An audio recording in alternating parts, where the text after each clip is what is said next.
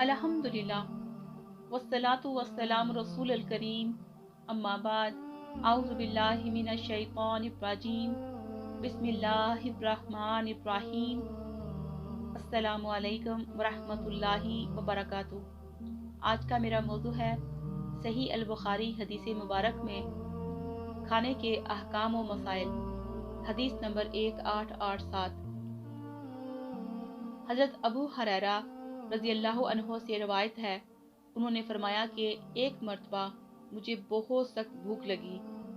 इस हालत में हज़रत उमर बिन खत्ताब रज़ियल्लाहु अन्हु से मेरी मुलाकात हुई तो मैंने इनसे कुरान पाक की एक आयत पढ़ने की फरमाइश की। वो घर में दाखिल हो गए और मुझे आयत का मानी बता दिया। मैं वहाँ से थोड़ी दूर चला तो मारे मुशक्कत और भूख के मुंह के बल गिर पड़ा। इतने में क्या देखता हूँ कि रसूलुल्लाह सल्लल्लाहु अलैहि वसल्लम मेरे सरहाने तशरीफ फरमा हैं। आपने फरमाया, ए अबू हुरैरा रज़ियल्लाहु अन्हु। मैंने अर्ज किया, या रसूलल्लाह सल्लल्लाहु अलैहि वसल्लम मैं हाजिर हूँ। फिर आपने मेरा हाथ पकड़कर मुझे उठाया।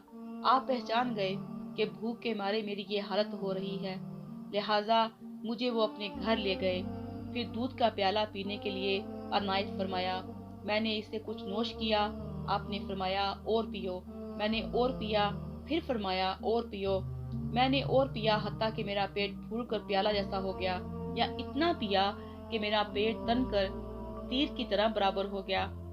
हजरत अबू हुरैरा कहते हैं कि इसके बाद हजरत उमर रज़ियल्लाहु अन्हु से मिला और इनके पास आने का सारा मामला बयान किया और इनसे ये भी कहा कि अल्लाह ताला ने मेरी भूख दूर करने के लिए ऐसे शख्स को भेज दिया जो आपसे ज्यादा इस बात के लायक थे। अल्लाह की कसम, मैंने जो आयत आपसे पढ़ने की फरमाइश की थी वो मुझे आपसे बेहतर आती थी। हज़रत उमर रज़ियल्लाहु अन्हु कहने लगे, अल्लाह की कसम, अगर मैं समझ लेता तो इतनी खुशी मुझे सुर्ख ऊँटों के मिलने से ना होती जितनी तुम्हें खाना खिलाने से होती। फवायद, बाज़ रवायात में है कि सूरह अल इमरान की कोई आयत थी। हज़रत अबू हुरैरा रज़ियल्लाहु अन्हु चूँकि इस दिन रोज़ा रखे हुए थे और अफ्तारी के लिए खाने पीने की कोई चीज़ मौजूद ना थी, इसलिए उन्होंने ये इक़दाम किया। बाब नंबर 1, हदीस नंबर 1888। खाना शुरू करते वक्त बिस्मिल्लाह पढ़ें, फिर दाएं हाथ से खाएं। हज़रत उमर बिन अबी सलमा रज़ियल्लाहु अन्हु से रवायत है कि मैं अभी नाबालग और रसूलुल्लाह सल्लल्लाहु अलैहि वसल्लम के ज़ेरे कफालत था। खाना खाने के वक्त मेरा हाथ रकाबी के चारों तरफ घूमता। मुझे इस तरह देखकर रसूलुल्लाह सल्लल्लाहु अलैहि वसल्लम ने फरमाया, बरखुरदार बिस्मिल्लाह पढ़कर दाएं हाथ से खाओ और अपने आगे से खाओ। फिर इसके बाद मेरे खाने का यही तरीका रहा। फवायद, अबू दाऊद की एक रवायत में है कि खाने से पहले बिस्मिल्लाह कहे। अगर शुरू में भूल जाए तो दरमियान में बिस्मिल्लाह अव्वल व आखिर के। नीज बाएं हाथ से शैतान खाता है, इसलिए हमें दाएं हाथ से खाने का हुक्म है। बाब नंबर 2, हदीस नंबर 1889। जिसने सैर होकर खाया इसने दुरुस्त किया। हजरत आयशा रज़ियल्लाहु अन्हा से रवायत है, उन्होंने फरमाया कि जब रसूलुल्लाह सल्लल्लाहु अलैहि वसल्लम की वफात हुई तो इस वक्त हमें खजूर और पानी पेट भर कर मिलने लगा था। फवायद, फतह खैबर के बाद पेट भर खाना पीना नसीब हुआ।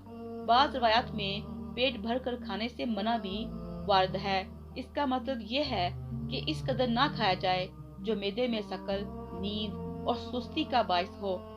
बाब नंबर 3, हदीस नंबर 1890। चपाती का इस्तेमाल और ऊंचे दस्तरखान पर खाना। हजरत उन्स रज़ियल्लाहु अन्हु से रिवायत है, उन्होंने फरमाया कि रसूलुल्लाह सल्लल्लाहु अलैहि वसल्लम ने अपनी वफात तक कभी चपाती, बारीक रोटी और भुनी हुई बकरी तनावल नहीं फरमाई। फवायद, हजरत अबू हुरैरा रज़ियल्लाहु अन्हु के सामने एक दफा चपाती रखी गई तो उसे देखकर रोने लगे और फरमाया कि रसूलुल्लाह सल्लल्लाहु अलैहि वसल्लम ने इस किस्म की चपाती को जिंदगी भर कभी न देखा था। यानी रसूलुल्लाह सल्लल्लाहु अलैहि वसल्लम गरीबी खाना तनावल करते रहे। हदीस नंबर 1891। हजरत उन्स रजी अल्लाह अन्हो से ही एक रवायत है, उन्होंने फरमाया कि मुझे मालूम नहीं रसूलुल्लाह सल्लल्लाहु अलैहि वसल्लम ने कभी रकाबी में खाना खाया हो, या आपके लिए चपाती का एहतमाम किया गया हो, या ऊंचे दस्तरखान पर बैठकर कभी खाना खाया हो। फवायद: ऊंचे मेज पर खाना रखकर अमीर लोग खाते हैं ताकि उन्हें झुकना ना पड़े, जबकि दौरे नबवी में इसका रिवाज ना था। चाचा इस हदीस के आखिर में है कि रावी ने दरियाफ्त किया इस वक्त खाना किस चीज पर रखकर खाया जाता था। हज़रत उन्स रज़ियल्लाहु अन्हु ने फरमाया, दस्तरखान पर। बाप नंबर 4 हदीस नंबर 1892। एक आदमी का खाना दो के लिए काफी हो सकता है। हजरत अबू हुरैरा रज़ियल्लाहु अन्हु से रवायत है, उन्होंने कहा रसूलुल्लाह सल्लल्लाहु अलैहि वसल्लम ने फरमाया, दो आदमियों का खाना तीन को काफी है और तीन का चार आदमियों को कफायत कर सकता है। फवायद: मिल बैठकर इकट्ठे खाने में बरकत होती है, जैसा कि एक रवायत में इसकी सराहत है कि मिल बैठकर खाओ और अलग-अलग मत बैठो, क्योंकि ऐसा करने से एक का खाना दो के लिए कफालत कर सकता है। बाप नंबर 5 हदीस नंबर 1893। मुसलमान एक आंत में खाता है। हजरत इब्ने उमर रज़ियल्लाहु अन्हु से रवायत है कि इनकी आदत थी, जब तक वो किसी मस्कीन को बुलाकर साथ ना खिलाते खुद भी ना खाया करते। एक दिन एक शख्स लाया गया ताकि वो आपके साथ खाना खाए, तो इसने बहुत खाया। तब उन्होंने अपने खादम से कहा, आइंदा इसे मेरे पास न लाना, क्योंकि मैंने रसूलुल्लाह सल्लल्लाहु अलैहि वसल्लम से सुना है कि मोमिन तो एक आंत में खाता है जबकि काफिर 7 आंतों में खाता है। फवायद: इसका मतलब यह है कि मोमिन को दुनिया की इस कदर हिर्स नहीं होती, इसलिए उसे थोड़ा सा खाना ही कफायत कर सकता है, जबकि इसके बरक्स काफिर दुनिया का बड़ा हरीस और लालची होता है, लिहाजा दुनिया जमा करना ही इसका मता नजर होता है। बाप नंबर 6 हदीस नंबर 1894। तकिया लगाकर खाने की ममानत का बयान। हजरत अबू हजीफा रज़ियल्लाहु अन्हु से रवायत है, उन्होंने कहा कि मैं रसूलुल्लाह सल्लल्लाहु अलैहि वसल्लम की खिदमत में हाजिर था। आपने अपने पास मौजूद एक शख्स से फरमाया कि मैं तकिया लगाकर नहीं खाता हूँ। फवायद: बेहतर है कि घुटनों के बल बैठकर खाना खाया जाए, या कदमों पर बैठकर तनावल किया जाए, या दायां पांव खड़ा करके बाएं पांव पर बैठकर भी खाना खाया जा सकता है। टेक लगाकर खाने से पेट बढ़ जाता है, इसलिए मना फरमाया। बाप नंबर 7 हदीस नंबर 1895। रसूलुल्लाह सल्लल्लाहु अलैहि वसल्लम ने खाने को कभी बुरा नहीं कहा। हजरत अबू हुरैरा रज़ियल्लाहु अन्हु से रवायत है, उन्होंने फरमाया कि रसूलुल्लाह सल्लल्लाहु अलैहि वसल्लम ने कभी किसी खाने को बुरा नहीं कहा। अगर दिल चाहता तो तनावल फरमाते, वरना छोड़ देते। फवायद: खाने के आदाब से है कि ऐब जोई ना की जाए, यानी इसमें नमक थोड़ा या ज्यादा है, या इसका शोरबा बहुत पतला या गाढ़ा है, या अच्छी तरह पका हुआ नहीं है, क्योंकि इससे पकाने वाले की हौसला शिकनी होती है। बाप नंबर 8 हदीस नंबर 1896। जो के आटा से फूंक मारकर भूसा दूर करना। हजरत सहल बिन सादी रज़ियल्लाहु अन्हु से रवायत है, इनसे दरियाफ्त किया गया कि तुमने रसूलुल्लाह सल्लल्लाहु अलैहि वसल्लम के ज़माना में मैदा देखा था? उन्होंने कहा नहीं। इनसे फिर पूछा गया कि तुम जौ के आटे को छानते थे? उन्होंने कहा नहीं, बल्कि फूंक मारकर भूसा उड़ा देते थे।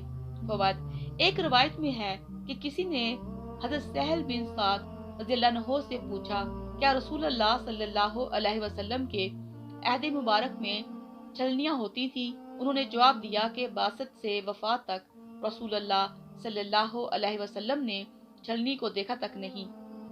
बाप नंबर 12 हदीस नंबर 1902। जो कोई अपने भाइयों के लिए पुरतकल्लफ खाने का इत्माम करे। हजरत अबू मसूद इंसारी रज़ियल्लाहु अन्हु से रवायत है, उन्होंने फरमाया कि इंसार में एक शख्स था जिसे अबू शेब रज़ियल्लाहु अन्हु कहा जाता था। इसका एक गुलाम कसाब था। इसने इसे कहा, मेरे लिए खाना तैयार कर दे। کیونکہ میں رسول اللہ صلی اللہ علیہ وسلم کی 4 آدمیوں کے ساتھ دعوت کرنا چاہتا ہوں۔ چاچا اس نے رسول اللہ صلی اللہ علیہ وسلم سمیت 5 آدمیوں کو دعوت دی، مگر ایک اور شخص بھی ان کے پیچھے ہو لیا۔ رسول اللہ صلی اللہ علیہ وسلم نے فرمایا، ابو شیب رضی اللہ عنہ، تو نے ہم 5 آدمیوں کو دعوت دی تھی، لیکن یہ چھٹا شخص بھی ہمارے ساتھ چلا آیا ہے، لہذا تجھے اختیار ہے، چاہے اسے اجازت دے چاہے اسے یہیں چھوڑ دے۔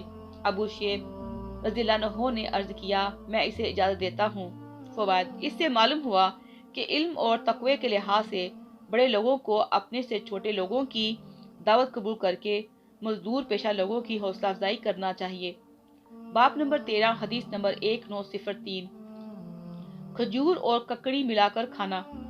حضرت عبداللہ بن جعفر بن ابی طالب رضی اللہ عنہ سے روایت ہے، انہوں نے فرمایا کہ میں نے رسول اللہ صلی اللہ علیہ وسلم کو دیکھا کہ آپ کھجوریں ککڑی کے ساتھ تناول فرما رہے تھے۔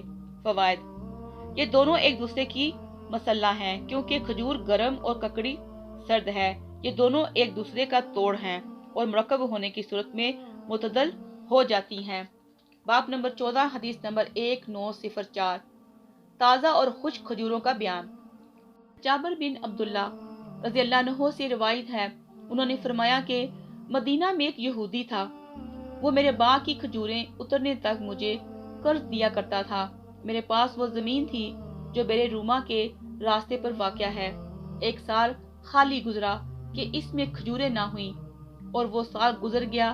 کٹائی کے وقت وہ یہودی میرے پاس آیا، لیکن میں کاٹتا گیا، وہاں کچھ تھا ہی نہیں۔ اس سے آئندہ سال تک کے لیے مہلت مانگی، لیکن وہ راضی نہ ہوا۔ پھر یہ خبر رسول اللہ صلی اللہ علیہ وسلم کو پہنچی۔ آپ نے اپنے صحابہ رضی اللہ عنہ سے فرمایا، چلو ہم اس یہودی سے کہیں کہ وہ جابر رضی اللہ عنہ کو مزید مہلت دے دے۔